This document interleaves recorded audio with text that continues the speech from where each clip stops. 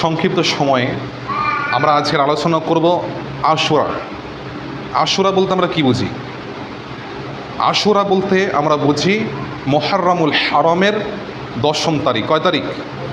10ম তারিখ, 10 তারিখ। ওটাকে কি বলা হয়? ইয়ৌমে আশুরা। ইয়ৌম মানে হচ্ছে দিন, আশুরা 10ম দিন। আরবি আশরা থেকে, আশরা মানে হচ্ছে 10। আরবি আশরা থেকে এই বাক্য, এই শব্দ এসেছে, সেটা হচ্ছে কি? আশুরা, অর্থাৎ মুহররমুল হারমের 10ম দিন। এই 10ম দিন সম্পর্কে আজকের কথা। প্রথমেই বলে রাখি, আল্লাহ পাক রব্বুল আলামিন কোরআনুল কারীমে, যেহেতু আমার ওই ফোনটা আপাতত নেই সেহেতু একটু রেফারেন্স অসুবিধা হচ্ছে, আমার আয়াতগুলো মুখস্থ নেই, যদি সেহেতু আমি কোরআন থেকে সম্পূর্ণ বলছি।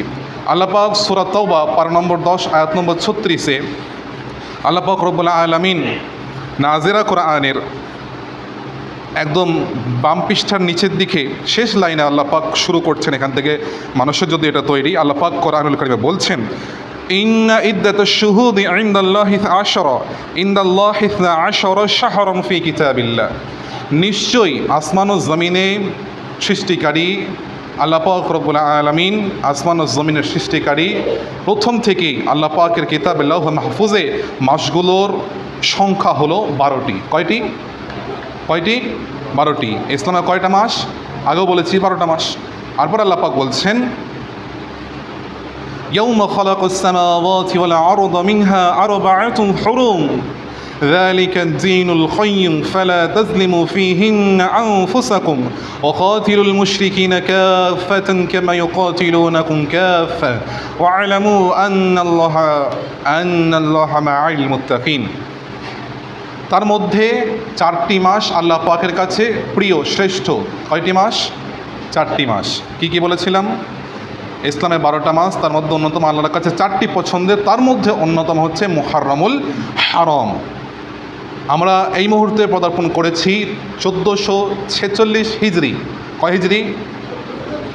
যেমন বাংলায় তারিখ হয়, বাংলায় সাল হয়, ইংলিশের তারিখ হয়, ইংলিশের সাল হয়। ইংলিশে কত চলছে? 2024। তেমনই আরবিতে শুরু হলো, আজ সম্ভবত 5ম অথবা 4র্থ দিন, শুরু হলো 1446 হিজরি। কত? 1446 হিজরি। 1446 হিজরির প্রথম মাস আরবিক সন অনুযায়ী, আরবিক সাল অনুযায়ী প্রথম মাস কি? মুহররম। প্রথম মাস কি? মুহররম। জানার বিষয় না? জানার বিষয় তো। মুসলিম হিসাবে আমাদের কর্তব্য, আমরা যেভাবে বাংলার জমিনে বসবাস করে বাংলাকে প্রাধান্য দিই, যেমন করে আমরা ইউরোপীয় সাম্রাজ্যকে প্রাধান্য দিই, ইংলিশকে প্রাধান্য দিই, তেমন আমাদের যেটা কর্তব্য, আমরা যে মুসলিম, আমাদের সেই কর্তব্যকে প্রাধান্য দিয়ে আমাদের আরবিগুলোকেও ঠিক রাখতে হবে। তাহলে আমরা 1446 হিজরির প্রথম মাস মুহররমুল হারমের রয়েছি। আল্লাহ পাক এখানে বলছেন তার মধ্যে 4টি মাস আমার কাছে শ্রেয়। এরপরে এটা হলো সুপ্রতিষ্ঠিত দিন, কাজেই এই সময় নিজেদের মধ্যে তোমরা জুলুম করো না। আল্লাহ কি বললেন? ফালা তাজলিমু ফীহিন্না আনফুসাকুম। এর মধ্যে তোমরা ওয়াকাতিলুল মুশরিকিনা কাফা। এরপরে বলছেন এর মধ্যে তোমরা নিজেদের প্রতি জুলুম করো না, নিজেদের প্রতি অত্যাচার করো না। এটা হলো সুপ্রতিষ্ঠিত দিন, কাজেই এই সময় নিজেদের মধ্যে তোমরা জুলুম করো না, মুশরিকদের বিরুদ্ধে সর্বাত্মক যুদ্ধ করো।